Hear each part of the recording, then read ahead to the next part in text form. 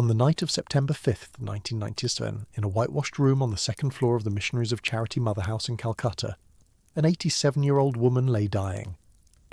The room measured perhaps 10 feet by 12, smaller than many prison cells in the Western world.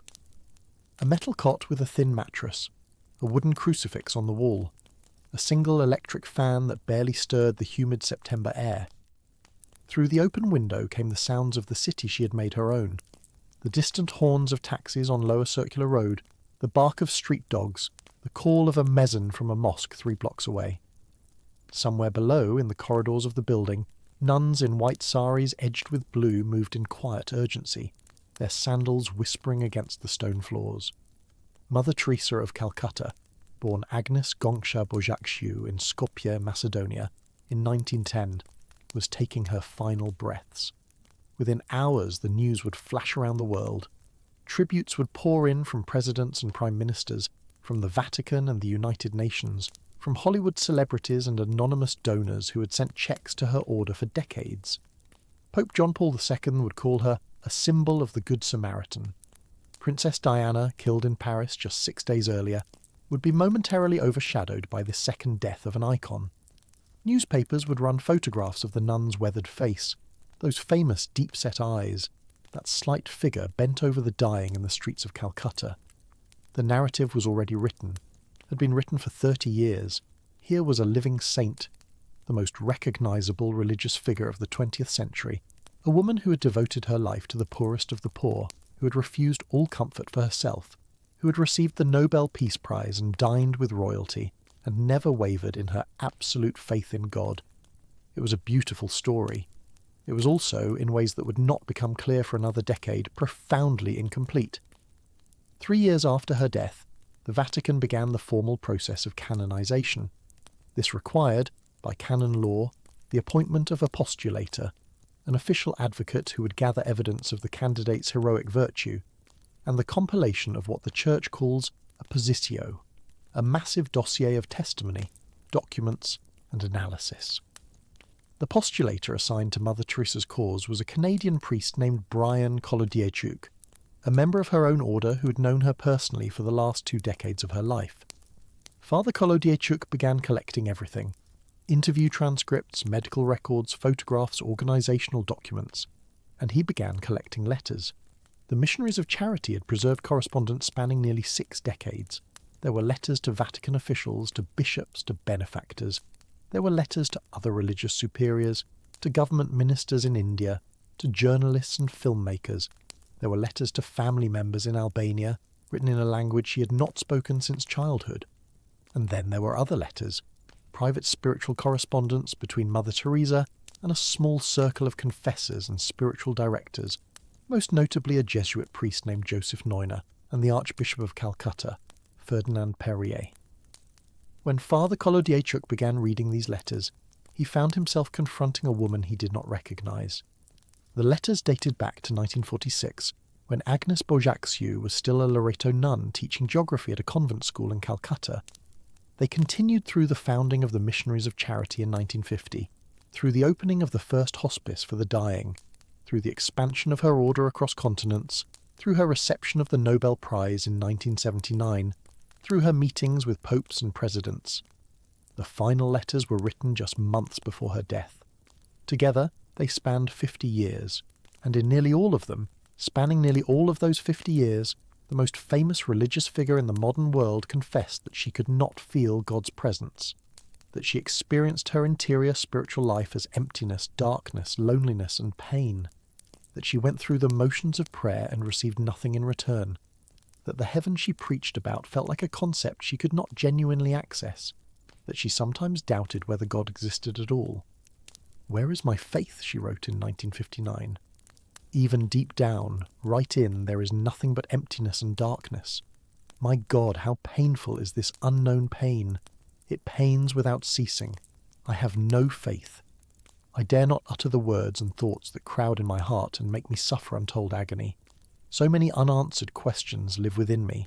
I am afraid to uncover them because of the blasphemy. If there be God, please forgive me." This was not a crisis, not a temporary loss of faith that resolved itself. This was the baseline condition of her spiritual life for 5 continuous decades, the entire period during which she became the world's most visible symbol of religious devotion. Mother Teresa had known these letters existed. She had, in fact, asked explicitly that they be destroyed. In correspondence with her confessors, she made this request multiple times. "I want the darkness and the bitterness of the years forgotten," she wrote in 1962. "I want everything destroyed after my death." The request was not honoured. The letters were preserved by her spiritual directors, passed to the Vatican, and eventually released to the public by Father Kolodiechuk himself in 2007, in a book titled Come Be My Light. The book was presented as an inspirational portrait of a soul's heroic perseverance through spiritual trial, but the letters themselves, unedited, unfiltered, told a story that cut far deeper than any official interpretation could contain. Here was a woman who smiled for cameras, who radiated certainty in public, who spoke with absolute conviction about the love of Jesus Christ, while privately writing, "I am told God loves me, and yet the reality of the darkness and coldness and emptiness is so great that nothing touches my soul." Here was a Nobel laureate who told the Swedish Academy that the greatest poverty was the absence of God's love, while confessing in private that she had not felt God's love in years. Here was a saint, she would be canonized in 2016, who privately wondered whether she was a hypocrite, whether she was deceiving the world, whether there was anyone listening to her prayers at all. The story that follows is not a demolition.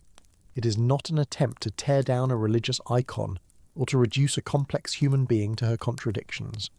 But neither is it the story the Vatican told, or the story that appeared on magazine covers for 40 years.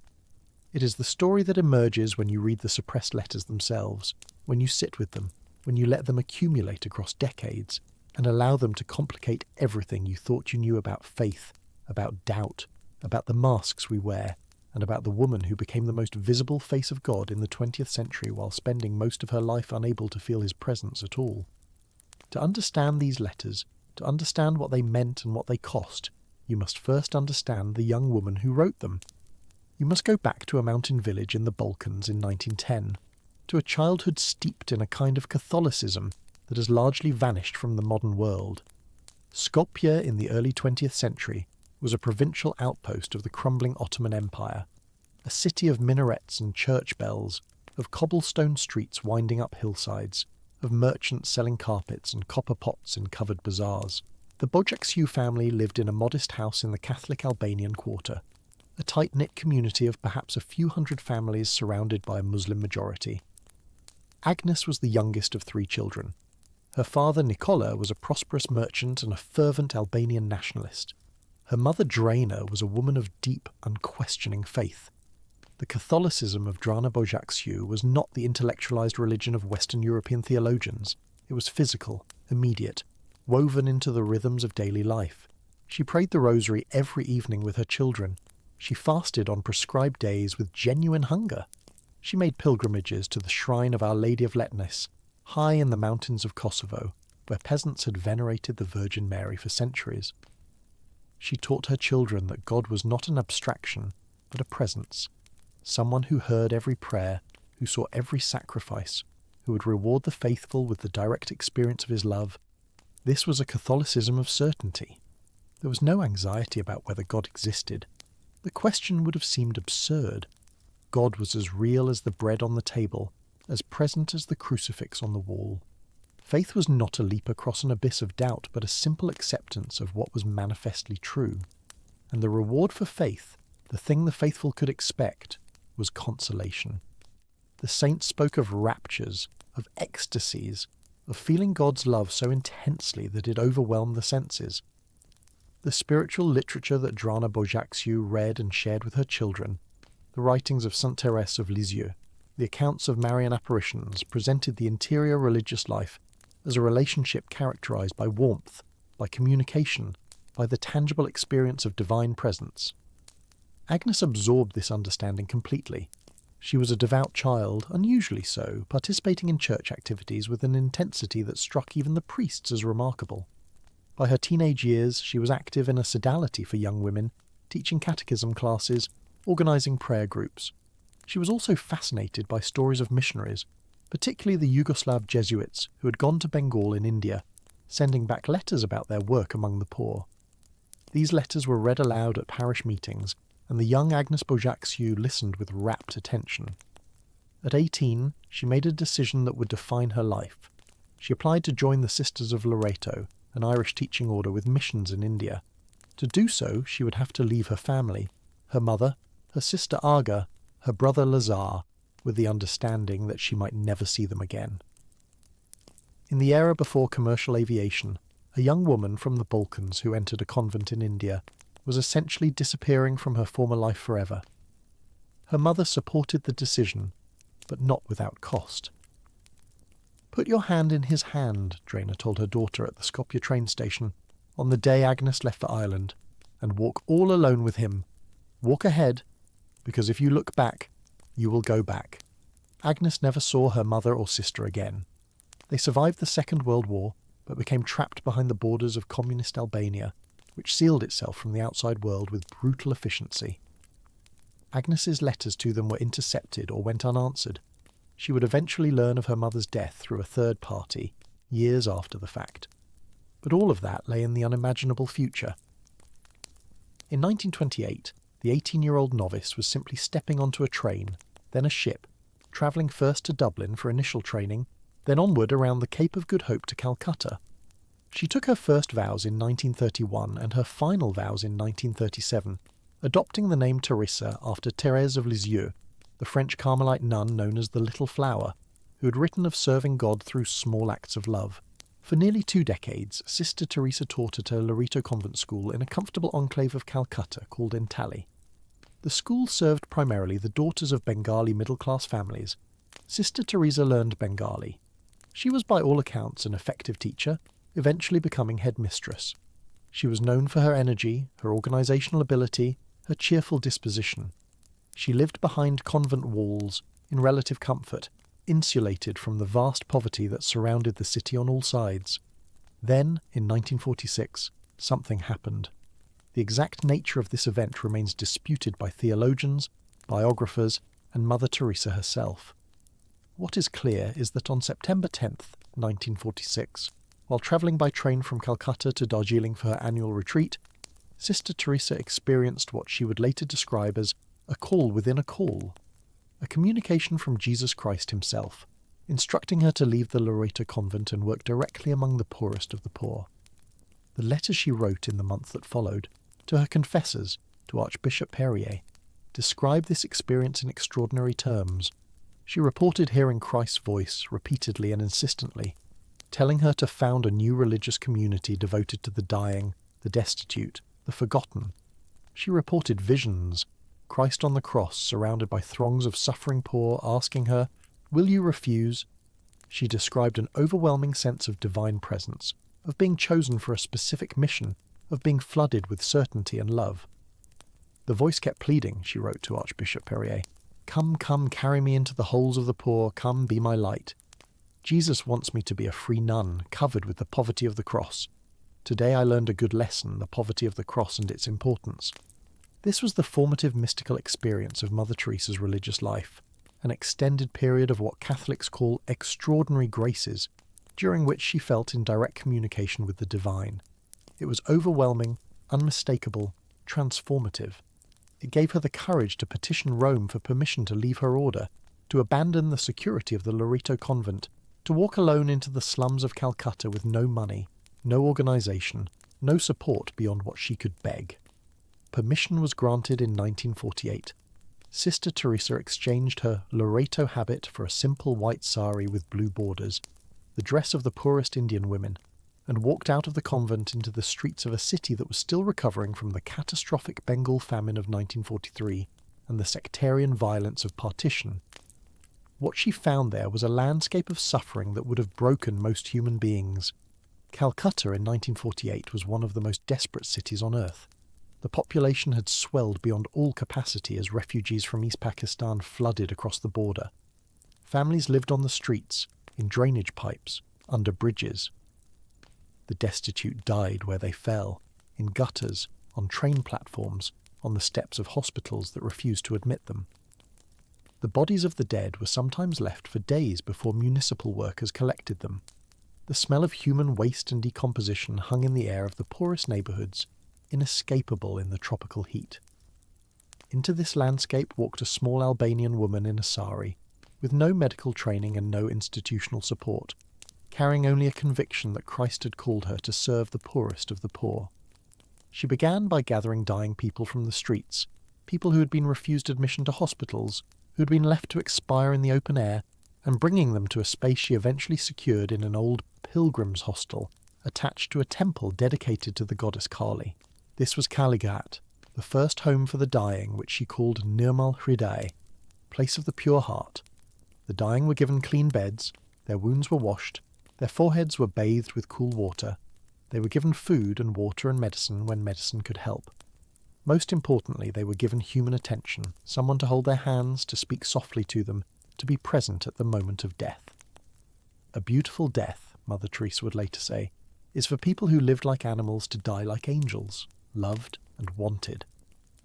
The Missionaries of Charity, the religious order she founded in 1950, grew slowly at first, then with accelerating speed. Young women came to join her, first Bengali Christians, then women from across India, then from around the world. The work expanded: orphanages, leprosariums, soup kitchens, mobile clinics. By the 1960s, Mother Teresa was becoming known outside India. By the 1970s, she was famous.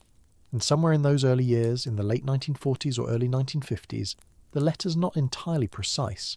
The voice of Christ that had called her so insistently to this work fell silent. The experience she described was sudden and absolute. One day she was filled with the overwhelming sense of divine presence that had sustained her through the terrifying transition from the security of the Loreto convent to the streets of Calcutta. The next day, or the next week, or the next month, she could never pinpoint the exact moment. That presence was simply gone. The voice stopped speaking. The vision ceased. The warmth she had felt during prayer cooled and then vanished entirely. In its place, nothing. "There is such terrible darkness within me," she wrote to Father Joseph Neuner in 1959, "as if everything was dead. It has been like this more or less from the time I started the work." Read that sentence again. She had started the work, the Missionaries of Charity, the homes for the dying, everything that would make her famous, in 1948. She was writing this letter in 1959. For 11 years, the woman who had stepped into the streets of Calcutta on the strength of mystical visions had experienced those visions as vanished, the divine voice as silent, her interior spiritual life as a void. It would continue for another 38 years, until her death in 1997. The letters from this period, and they span decades, are almost unbearable to read in their honesty. They describe a suffering that is difficult for non-religious readers to fully comprehend, because it is a suffering rooted in a set of expectations about what faith should feel like. Mother Teresa had been taught, and had believed with the certainty of childhood, that a genuine relationship with God would be accompanied by the experience of God's presence. The saints felt God. The mystics felt God. The faithful, if they prayed sincerely and sacrificed genuinely, felt God. That was the entire point. And she felt nothing. "My smile is a great cloak that hides a multitude of pains," she wrote. "I have begun to love my darkness, for I believe now that it is a very small part of Jesus' darkness and pain on earth.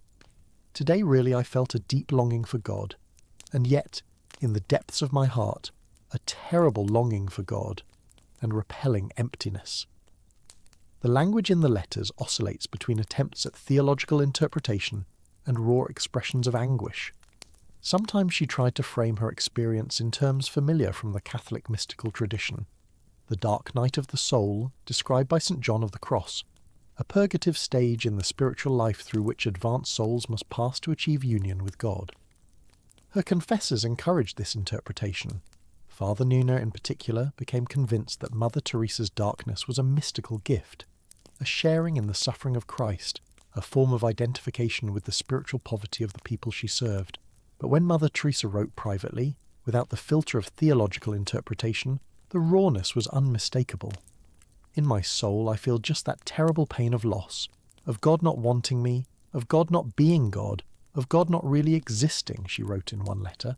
In another, That terrible longing keeps growing, and I feel as if something will break in me one day. And then that darkness, that loneliness, that feeling of terrible aloneness. The theological term for what she described is desolation. But the letters suggest something that goes beyond the technical vocabulary. They suggest a woman trapped in a situation with no exit, too committed to her work to abandon it, too honest with herself to pretend the darkness was not real, and too immersed in a tradition that told her divine presence should be tangible, to simply reframe faith as something that does not require feeling at all. She continued, "That is perhaps the most striking fact about Mother Teresa's interior life." She continued, "She rose every morning at 4:40 a.m. She prayed the rosary and attended Mass. She spent hours before the Blessed Sacrament in adoration. She told the young women who joined her order that they must cultivate a deep prayer life, that their work among the poor was meaningless without a personal relationship with Jesus Christ. She told journalists that she found Christ in the faces of the dying, that her work was simply the overflow of her love for God, that anyone could feel what she felt if they only gave themselves completely to prayer. And then she returned to her cell and wrote letters confessing that she felt none of it. This was the life she was protecting when she asked for the letters to be destroyed. She understood how they would read. She understood that the public narrative, the woman of unshakable faith, the saint radiant with divine love, would not survive contact with these documents. She'd spent 50 years maintaining a public face that contradicted her private experience, and she wanted that contradiction buried with her body. The Vatican chose otherwise. The postulator of her cause, Father Kolodiechuk, believed that the letters would strengthen her case for canonization, not weaken it. He believed they demonstrated heroic virtue, the willingness to persist in faith and service despite the absence of spiritual consolation. He believed they would help others who struggled with doubt, who found prayer dry and God distant. He believed the letters would be an inspiration. Perhaps he was right. Perhaps the letters can be read that way. But they can also be read differently.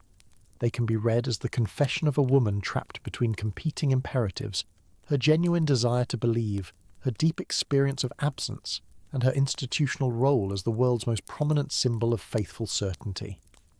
They can be read as evidence of how religious celebrity can become its own form of imprisonment, how the expectations of millions can make honesty impossible. They can be read as a document of spiritual suffering that the Church's neat categories of dark night of the soul do not quite capture, something messier, more disturbing, more human. And they can be read as a question, not the kind of question that has an answer, but the kind that stays with you, that changes the way you see everything that came before and after. What does it mean to believe when you cannot feel? What does it mean to preach certainty when you experience doubt?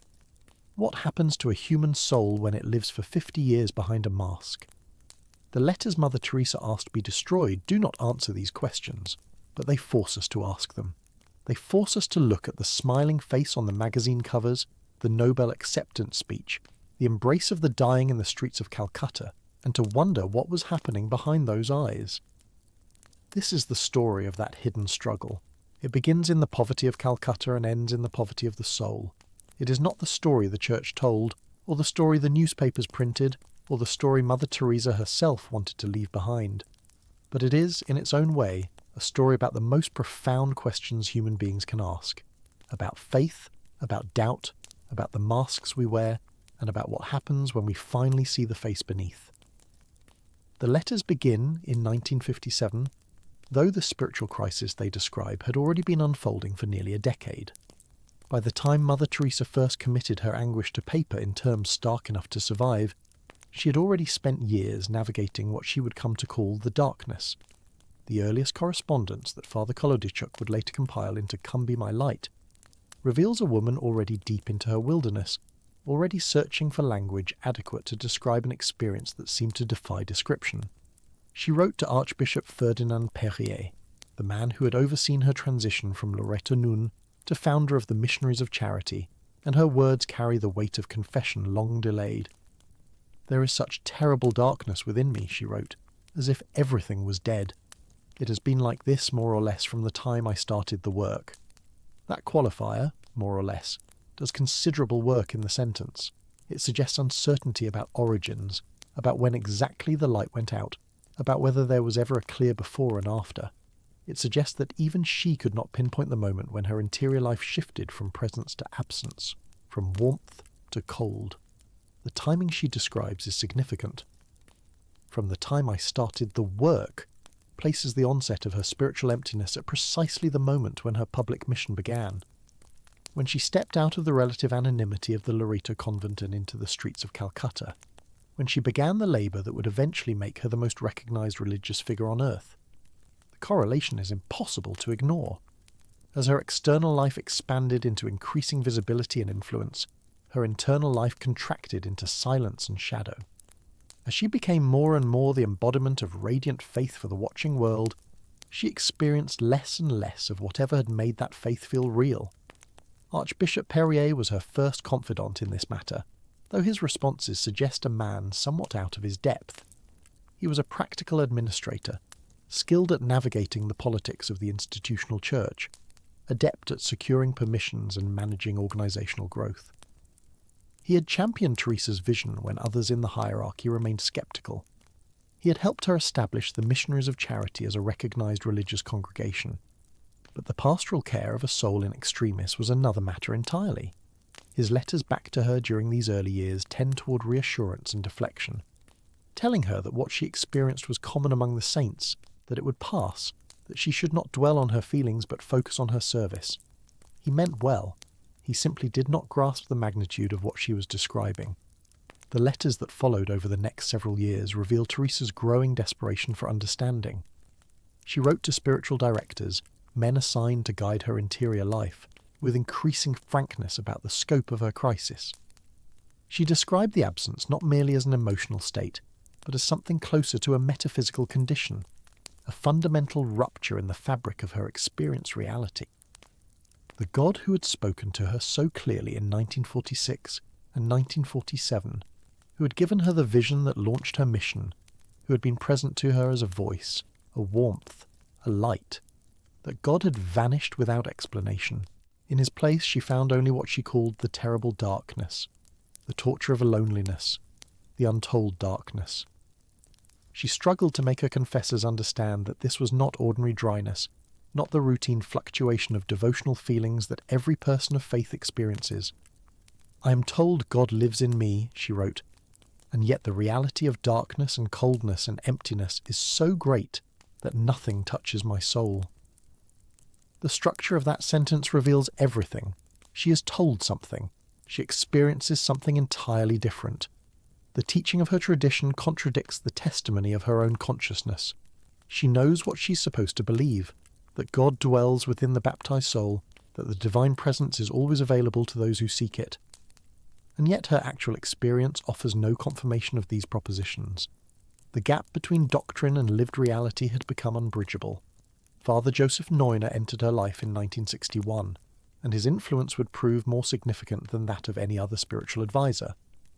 Neuner was a Jesuit theologian, an Austrian who had spent decades in India, a man of considerable intellectual sophistication who brought to their relationship both genuine compassion and a theological framework that would help Teresa interpret her suffering. It was Neuner who first introduced her to the concept that would become central to her self-understanding, the idea that her darkness was not a punishment, not a sign of failure, not evidence of divine abandonment, but rather a mystical participation in the suffering of Christ. The theology Neuner offered drew on a long tradition within Catholic spirituality, the idea that the most advanced souls are sometimes called to share in the redemptive suffering of Jesus, to experience in their own flesh and spirit something of what he experienced on the cross. The cry of dereliction, my God, why have you forsaken me?" was understood in this framework not as a moment of lost faith, but as the deepest identification with human abandonment, the descent of God into the fullest experience of human anguish. Neuner suggested to Teresa that her darkness might be understood similarly, not as an absence to be mourned, but as a presence in disguise, a hidden participation in the salvific work of Christ. This interpretation offered Teresa a way to make sense of her experience within the categories of her faith. It gave her a narrative that preserved theological meaning even in the face of felt meaninglessness. and the letter suggests that she found some comfort in this framework, some ability to endure what might otherwise have been unendurable. She began to speak of her darkness as something she could offer to God, as a sacrifice that might somehow benefit the souls she was trying to save. She began to find a kind of purpose in her purposelessness, but the letters also reveal the limits of this consolation. Even after accepting Nina's interpretation, even after decades of trying to embrace her darkness as a spiritual gift, Teresa continued to express raw anguish in her most private correspondence. The intellectual framework did not eliminate the experiential reality. Knowing that the darkness might have meaning did not make the darkness feel meaningful.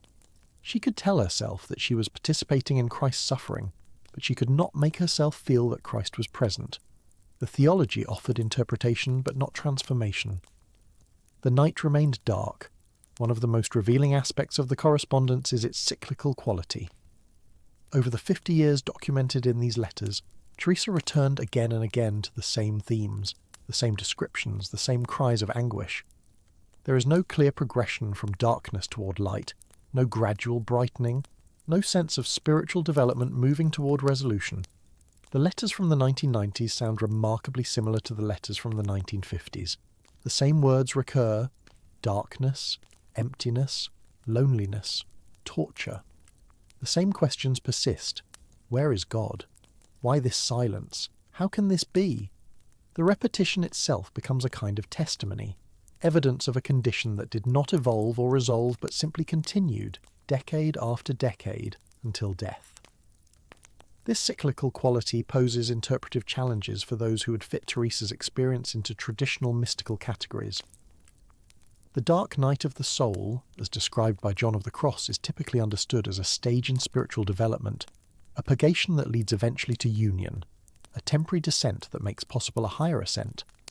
The darkness is painful but purposive, difficult but developmental. Teresa's experience does not fit this pattern. Her darkness began in 1948 or 1949 and continued until 1997. There was no emergence, no transformation, no arrival at a higher state. The darkness was not a stage but a permanent condition. It was not a means to an end, but simply an end, or rather an endless continuation. Some have suggested that Teresa's experience represents an unprecedented extension of the mystical dark night, a calling so extreme that it required half a century of purgation. Others have proposed that her darkness was qualitatively different from what John of the Cross described, a distinct spiritual phenomenon that traditional categories cannot quite capture. Still, others have wondered whether the experience she describes might have psychological dimensions, whether depression or other mental health conditions might have contributed to her sense of abandonment. The letters themselves do not resolve these questions. They simply document the experience, leaving interpretation to others. What the letters do make clear is the isolation Teresa felt in her suffering. Despite her confessors and spiritual directors, despite the thousands of sisters in her congregation, despite the millions who admired her from afar, she experienced her interior life as fundamentally solitary. "My own Jesus," she wrote in one letter, using the intimate address that appears throughout her correspondence, "you know how much I want to believe, but I have no faith." The paradox of that sentence, addressing Jesus while confessing unfaith, captures something essential about her condition. She maintained the forms of relationship even as she doubted the relationship's existence. She spoke to someone she was not sure was there. The loneliness she describes was compounded by the impossibility of sharing it publicly. The woman who told journalists that she felt Christ's presence in every suffering face could not tell those same journalists that she felt no presence at all in her own prayer. The woman who wrote books about the spiritual life, who gave speeches about the transforming power of faith, who counselled others on how to cultivate intimacy with God, that woman could not acknowledge that her own intimacy had vanished, if it had ever existed at all. The public role required a performance of certainty that contradicted her private experience of doubt. This dimension of Teresa's suffering, the loneliness of living behind a mask, deserves more attention than it typically receives in discussions of her spiritual crisis. Much of the commentary has focused on the theological significance of her darkness, asking what it means for our understanding of God, of faith, of the mystical life. Less attention has been paid to the psychological burden of the double life she led. The the cognitive and emotional weight of maintaining a persona that diverged so radically from her inner reality. For 50 years, Teresa lived with a secret she could share with almost no one. For 50 years, she presented to the world a face that was not entirely hers. The cost of that concealment cannot be measured, but it must have been immense. The letters offer occasional glimpses of this burden. She wrote to one confessor that she felt like a hypocrite, that she feared she was deceiving the people who looked to her for spiritual guidance. She worried that her public teaching was a kind of a lie, that she was offering certainty she did not possess. These admissions suggest a conscience troubled not only by the absence of God, but by the necessity of pretending to his presence. The darkness was bad enough. The performance of light made it worse, yet she could not stop performing. The logic of her situation permitted no alternative. By the 1960s she had become too important to fail, too visible to falter, too symbolic to show uncertainty. The missionaries of charity depended on her leadership and her public image. The institutional church had invested in her as a representative of Catholic faith. The broader world had seized on her as proof that holiness was still possible in the 20th century. To admit her doubts would be to betray all of them: the sisters who had followed her, the church that had blessed her, the millions who had taken comfort from her example. The mask was no longer merely personal. It had become a public trust. Taking it off would have consequences she could not bear to cause. And so the letters remained private, known only to a handful of confessors and directors, preserved against her wishes by an archive she could not control. The woman who knelt beside the dying in Calcutta, who cradled the abandoned in her arms, who became the face of compassion for a watching world, that woman retired each night to private anguish that she shared with almost no one. The disconnect is staggering when you pause to consider it. The most public saint of the 20th century harboured the most private grief. The woman whose every gesture was photographed and praised lived an interior life of unwitnessed pain. The correspondence with Father Neuner continued for decades, and these exchanges reveal the ongoing negotiation between Teresa's experience and her attempts to make theological sense of it. Neuner consistently encouraged her to embrace her darkness as a special vocation, to see it as evidence of God's trust rather than his absence. Your darkness is part of your vocation, he told her. God wants you to experience this. Teresa tried to believe him. She tried to accept that the absence was itself a presence in disguise, that the silence was a form of speech, that the emptiness was paradoxically full. The theological logic was impeccable. God works through suffering. The saints are called to participate in Christ's passion. The highest love sometimes feels like no love at all. But lived experience has its own logic, and Teresa's letters suggest that the theological interpretation never fully replaced the experiential reality. She could accept intellectually that her darkness might be meaningful, but she could not make herself feel that meaning. The head and the heart remained at odds. The woman who wrote, "I accept whatever you give and I give whatever you take," in one letter wrote, "I feel that God does not want me, that God is not God, that he does not really exist in another." The acceptance and the anguish coexisted, neither cancelling the other. This was the complexity the Church's hagiographic tradition would struggle to contain. Father Neuner also became, by default, a kind of therapist as well as a spiritual director. Teresa's letters to him address not only theological questions but practical struggles. The exhaustion of her schedule, the demands of her growing congregation, the physical ailments that accumulated with age. She wrote about headaches and heart trouble, about the relentless pressure of public expectations, about the difficulty of finding time for prayer when her calendar was controlled by others. These passages reveal a woman stretched beyond sustainable limits, her body and spirit alike depleted by the scale of what she had undertaken. The darkness was not the only burden she carried. It was simply the deepest. By the 1970s, Teresa had become a global phenomenon, and the letters from this period show how the pressure intensified. She was summoned to Rome repeatedly. She met with popes and presidents. She accepted awards and gave speeches on platforms that reached millions. The Nobel Prize in 1979 amplified everything: the visibility, the expectations, the demands on her time and energy. And through it all, the letters document the same unchanged interior: darkness, emptiness, the absence of the one in whose name she laboured. One letter from this period is particularly striking. Writing to a confessor shortly after the Nobel ceremony, Teresa described her experience of the honour in language that confounds expectations. Where one might expect gratitude or humility, she expressed something closer to bewilderment. "They are giving me the prize," she wrote, "for something that does not exist. They are praising me for my faith, but I have no faith. They are thanking me for my love of God, but I feel no love." The disconnect between public perception and private reality had never been starker. The world was celebrating a faith she did not feel, a love she could not find. The prize-giving itself must have felt like another layer of the mask, another performance of certainty in the face of doubt. The letters also reveal Teresa's complicated relationship with the Church's institutional hierarchy.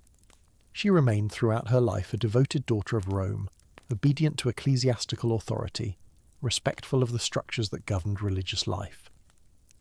But the correspondence shows moments of friction as well, times when her direct experience of suffering in the slums collided with the abstractions of Vatican bureaucracy, when her intuitive sense of what the poor needed conflicted with canonical requirements and official procedures.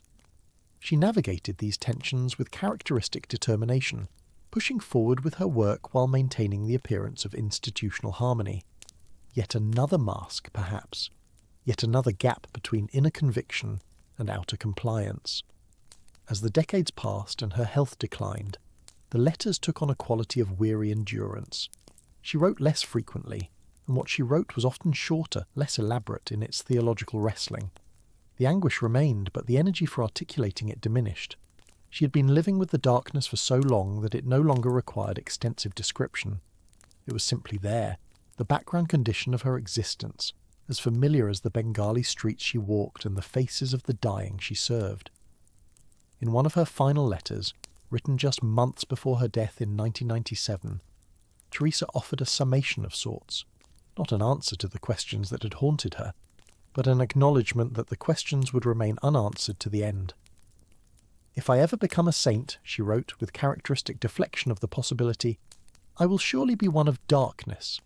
I will continually be absent from heaven, to light the light of those in darkness on earth." The sentence is multi-layered, admitting the darkness while transforming it into a kind of mission, acknowledging the absence while imagining it as a service. It was the best she could do, not resolution, but reframing, not peace, but a kind of purpose extracted from purposelessness. These were the letters she asked be destroyed. These were the confessions she wanted silenced. And when we read them now, published against her expressed wishes, preserved and interpreted by the institution whose claims they complicate, we are forced to ask whose interests their publication serves. The Church presents them as evidence of heroic virtue, proof that faith can persist without feeling. But they can also be read as evidence of something else entirely, as a record of institutional capture, of a woman whose genuine spiritual crisis was absorbed and repackaged by the machinery of canonization. They can be read as a warning about what happens when doubt cannot be spoken, when the price of visibility is the loss of authenticity, when the mask becomes so fused with the face that neither the wearer nor the world can tell where one ends and the other begins. The letters do not resolve the tension, they embody it. They are simultaneously documents of profound spiritual struggle and artifacts of the interpretive apparatus that has sought to contain that struggle within acceptable bounds. They speak in Teresa's voice while being mediated through institutional filters, selected, edited, annotated, published by the same postulator whose job was to build a case for her canonization. The woman who asked that these words be burned cannot speak for herself about what they mean. She is silent now, as God was silent to her for 50 years. And we are left with the letters themselves, these fragments of anguish and endurance, these cries into an emptiness that may or may not have heard. What remains, then, is the question of what we do with silence, not her silence, though that persists, radiating outward from the grave in Kolkata where her body lies beneath a simple slab inscribed with the words from John's Gospel, "Love one another as I have loved you." But the silence that surrounds interpretation, the hush that falls when easy answers fail, and we are left holding documents that resist our attempts to conscript them into service of any single meaning. The letters were published in 2007, a decade after Teresa's death, under the title Mother Teresa, Come Be My Light. The editor was Father Brian Kolodichuk, a priest of the Missionaries of Charity Fathers who had served as the postulator of her cause for canonization, the official advocate whose job was to assemble evidence of her sanctity, to argue before Vatican tribunals that she deserved to be raised to the altars of the Church. This is not a minor biographical detail. It is the lens through which every word of the published correspondence must be read. The letters came to us filtered through the interpretive framework of a man whose professional obligation was to demonstrate heroic virtue. He selected which letters to include and which to exclude. He provided commentary explaining what each passage meant. He shaped the narrative arc of the collection itself, arranging Teresa's words into a story that moved inevitably towards sainthood. This does not mean his work was dishonest. It means it was work, deliberate, purposeful, shaped by the needs of the canonization process that employed him. The Church does not publish documents that undermine its own conclusions. It publishes documents it believes support those conclusions, and it provides the interpretive guidance to ensure readers understand the support correctly. The letters exist for us now within that frame, like paintings hung in a gallery whose curators have predetermined what we are meant to see. Consider what we do not have. We do not have the letters Teresa's confessors wrote back to her. We do not have their private assessments of her mental state, their internal discussions about how to manage a nun whose spiritual crisis threatened to become public. We do not have whatever correspondence passed between her confessors and their own superiors, the conversations that shaped the institutional response to her darkness. We have only her voice, crying out across decades, and the absence where their answers should be. That absence is itself a kind of testimony, not necessarily of conspiracy or concealment, but of the ordinary asymmetries of archival preservation, where the powerful leave records and the powerful's responses to the vulnerable disappear. We also do not have the letters Teresa herself destroyed. The request that her correspondence be burned was not made once, but repeatedly, across years, to multiple recipients. Some obeyed. How many letters went into flames we cannot know. The correspondence that survives may be the portion her confessors chose to preserve against her wishes, the fragments they judged too spiritually significant to destroy, or it may be the portion that survived by accident, overlooked in the chaos of a life spent in constant motion across continents. Either way, what we read is not the complete record. It is what remains after the fires and the forgettings, the institutional filters and the accidents of time. The decision to publish was itself contentious within the Church. Some voices argued that Teresa's explicit request for destruction should be honoured posthumously, that her privacy deserved protection even in death, that the letters were never meant for public consumption, and dragging them into daylight violated something sacred. Other voices countered that the letters revealed too important a spiritual truth to be suppressed, that their publication served the faithful by showing how saints struggled, that Teresa herself, properly understood, would have wanted her darkness shared if it could illuminate others' paths. The latter argument won, as such arguments usually do when institutions stand to benefit. For the Church, the published letters accomplished multiple objectives simultaneously. They acknowledged the shadow, the decades of doubt that might otherwise have emerged through journalists or biographers hostile to the canonization cause, while domesticating it within an approved theological framework. They demonstrated that the hierarchy had nothing to hide, that it welcomed scrutiny of its saints, that it trusted the faithful to understand complexity, and they provided a narrative of heroic perseverance that actually strengthened rather than weakened the case for Teresa's sanctity. A woman who believes becomes a saint through devotion. A woman who doubts and serves anyway becomes a saint through will. The latter may be the harder achievement. The Church was happy to say so, but the letters resist their domestication. They keep slipping the leash of the interpretive apparatus that surrounds them, saying things their handlers would prefer they didn't say, raising questions their publication was meant to foreclose. When Teresa writes of being repelled by the God she serves, of feeling that her smile is a mask covering anguish, of crying alone in the deep darkness of her soul, these are not merely spiritual trials to be overcome.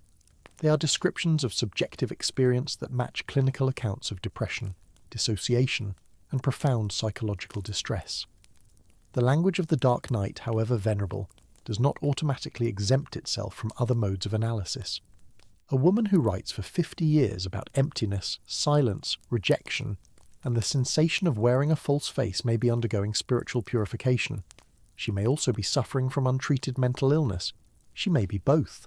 The categories are not mutually exclusive, but neither are they identical, and the Church's insistence on framing everything in purely theological terms forecloses explorations that might yield different understandings. There is a particular cruelty in the institutional response that told Teresa her suffering was good for her, that God's absence was actually God's presence in disguise, that she should embrace the darkness as a gift. It is the cruelty of systems that absorb every challenge into their own logic, that refuse to allow any experience to stand outside their explanatory frameworks. If Teresa felt God, it proved God's existence. If Teresa felt nothing, it proved God's existence in a more sophisticated way. There was no experience she could have had that would not have been interpreted as confirmation of the claims she struggled to believe. This is not comfort. It is a trap. It is the hermetic seal of ideology that cannot be falsified, because every apparent falsification becomes, through interpretive alchemy, further evidence of truth. The woman who emerged from this system, or rather who never emerged, who remained embedded within it until her final breath, was someone whose interior life had been colonized by institutional imperatives. Her authentic confusion, her genuine anguish, her honest uncertainty were all assigned meanings she did not choose. She was told what her darkness signified before she could discover what it meant to her. And because she was obedient, because she was humble in the specific way religious life demanded, she accepted these imposed interpretations even as her letters suggest they never quite fit, never quite explained the actual texture of what she experienced. The mask was not only for the world, it was also for herself. She had been taught to understand her own suffering in categories that may have distorted as much as they revealed. This is the shadow that the letters cast upon the canonization narrative. Not merely that Teresa doubted, saints are permitted their doubts, even encouraged to have them, but that her doubt was processed through a system that could not allow doubt to remain doubt.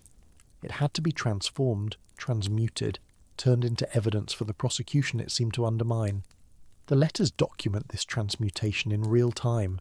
We watch as Teresa brings raw experience to her confessors and receives back-packaged interpretation. We watch as she tries to make sense of her suffering using the only vocabulary available to her.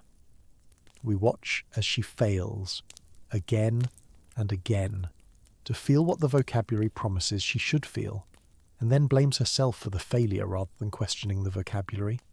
The theologian Dorothy Searle, writing about suffering in modern contexts, distinguished between what she called mute suffering and articulate suffering. Mute suffering is the pain that has no framework, no language, no means of expression, the anguish of those who cannot name what they endure. Articulate suffering is pain that has been given voice, placed within structures of meaning that allow it to be understood and potentially transformed. Searle argued that the movement from mute to articulate suffering is itself a form of liberation, a reclaiming of agency in the face of what seems overwhelming. But she also warned that articulation can be a form of capture, that the frameworks we use to name suffering can constrain as much as they free, can tell us what our pain means before we have had the chance to discover it ourselves. Teresa's letters hover in a space between mute and articulate suffering, between the raw cry and the processed interpretation. She writes with extraordinary precision about experiences that resist her own attempts to understand them. She deploys the vocabulary of the dark night while admitting that the traditional sources do not quite capture what she endures. She tries to believe the reassurances offered by her confessors, while her repeated returns to the same themes suggest those reassurances never quite took hold. The letters are, in this sense, a record of failed articulation, not because Teresa lacked eloquence, which she possessed in abundance, but because the frameworks available to her could not contain what she experienced. The institutional categories kept trying to explain her darkness to her. She kept writing letters suggesting the explanations didn't work. What would it have meant for her to speak outside those categories? What would it have meant for Mother Teresa, the living symbol of Catholic faith in action, the icon whose image legitimized an entire model of religious vocation, to say publicly that she did not feel God, that the silence had lasted decades, that she no longer knew whether she believed? It would have meant almost certainly the end of everything she had built. The missionaries of charity depended on her public persona. The donations that funded their work came from people who believed Teresa's faith was unshakable. The young women who joined her order did so because they wanted to share in her certainty. A confession of doubt would have destabilized not just her own position, but the vast apparatus that had grown around her image. The institutional pressures to maintain the mask were not malevolent conspiracies, but the ordinary operations of a system whose survival required her public persona to remain intact. And so she wore the mask. She smiled for the cameras and wrote private letters about her anguish. She accepted awards that praised her faith and confided to her confessors that she felt nothing. She travelled the world speaking of God's love and returned to her room to face the silence that had become her constant companion. The letters document this double life with unflinching clarity, even as they show Teresa struggling to understand it, to assign it meaning, to endure it day after day for half a century. The ordinary endurance of it may be the most remarkable thing, not the crisis itself, but the sheer duration. The decades of waking each morning into the same emptiness, putting on the same face, doing the same work, writing the same desperate letters that received the same inadequate reassurances, and then doing it all again the next day and the day after and the day after that, until the days became years, became decades, became a lifetime. The summer of 1997 arrived thick and humid in Kolkata. The monsoon rains turning the streets into rivers that flowed with water and waste, and the detritus of a city of 14 million people. Teresa was 87 years old and visibly failing. Her heart, which had troubled her for years, was weakening rapidly. She had stopped travelling, stopped appearing publicly, stopped most of the activities that had defined her life. The sisters attended to her in the Mother House on Lower Circular Road, the same building where she had established her order nearly half a century before, the same corridors she had walked as a young woman burning with certainty about her calling. We cannot know what she thought in those final months as she lay in her small room, attended by the women who had devoted their lives to following her example. We cannot know whether the darkness persisted to the end or whether, at last, in those fading days, some sense of presence returned. The letters stop before the ending, and no one who sat beside her deathbed has publicly reported her final words about faith. Perhaps she said nothing. Perhaps the silence that had surrounded her for so long accompanied her into the silence that surrounds us all. Perhaps, and this is speculation, nothing more, in the extremity of approaching death, the masks fell away, and she found herself, at last, simply a woman dying, without category, without interpretation, without the need to be anything for anyone except whatever she actually was. She died on September 5th, 1997, a Friday evening as the lights were coming on across Kolkata. The news travelled instantly around the world. Tributes poured in from presidents and popes, from celebrities and ordinary people who had never met her, but felt somehow that they had lost something precious. The funeral was enormous, a state occasion attended by dignitaries from across the globe. Her small body carried through streets lined with mourners who wept as if they had known her personally. The mask had become so successful that millions genuinely grieved for the woman they believed she was, never suspecting the letters that would later reveal she was also someone else. The canonization process began almost immediately, fast-tracked by Pope John Paul II, who dispensed with the ordinary 5-year waiting period. The investigation gathered testimonies, documented miracles, assembled the evidence that would eventually lead to beatification in 2003 and canonization in 2016. The letters were part of this process, evaluated, interpreted, presented to Vatican tribunals as evidence of heroic virtue rather than cause for concern. The system worked exactly as it was designed to work. It took a complicated, suffering, doubting human being and transformed her into St. Teresa of Calcutta, her image available for veneration in churches worldwide, her life story reduced to lessons in faith and perseverance. But the letters remain. They resist the flattening. They insist on complexity that hagiography prefers to smooth away. They speak in Teresa's own voice of experiences the institutional framework cannot fully contain. And in speaking, they offer something perhaps more valuable than the comfort of a simple saint story.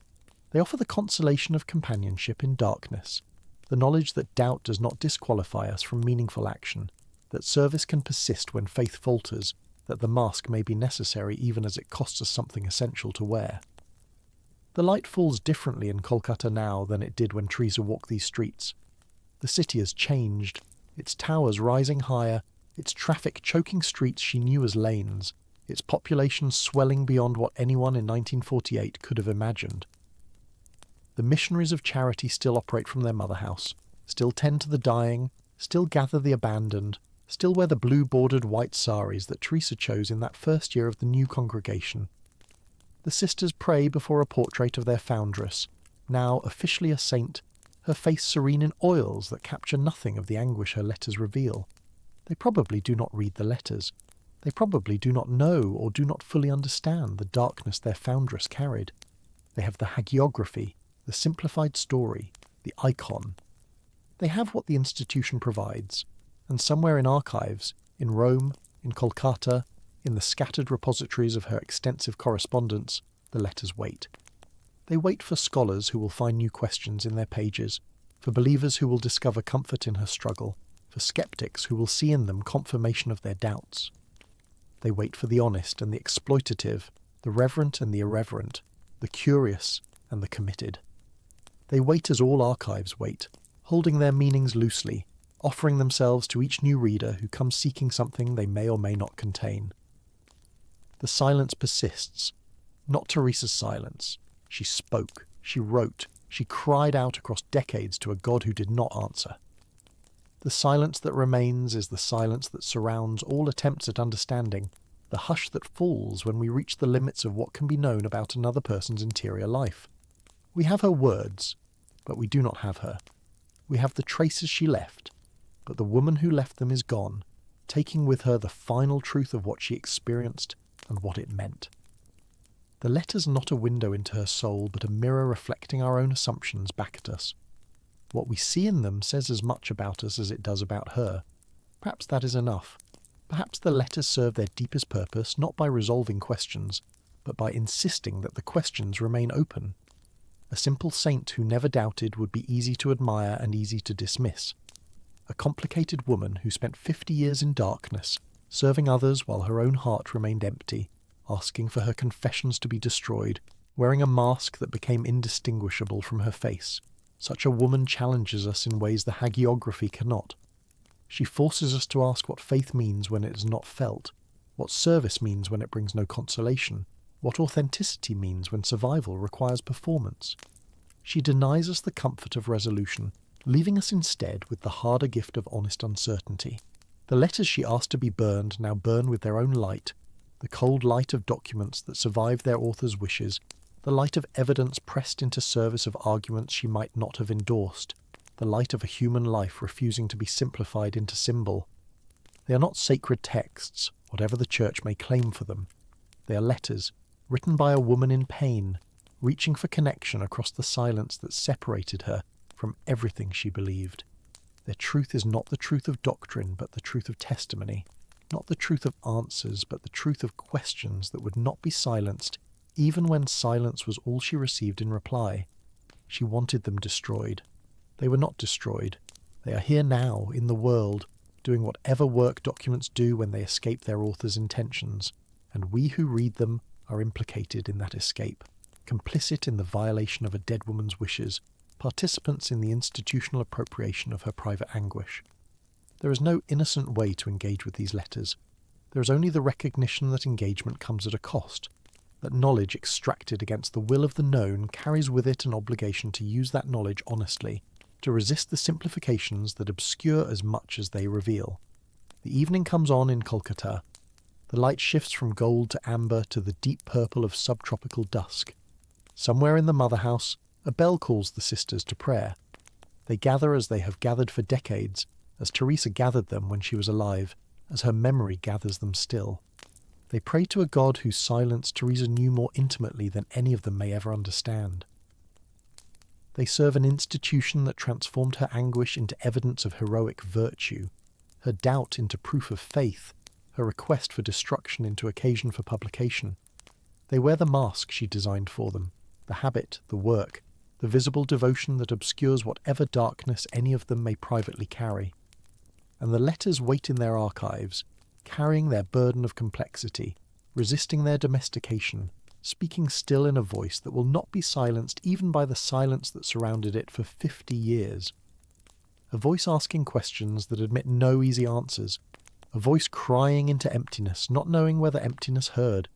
A voice that belongs now, not to the woman who wrote these words, but to all of us who read them, who wrestle with their meanings, who find in them something that speaks to our own uncertainties. She asked that they be destroyed. They were not. Here they are. And here we are, listening still.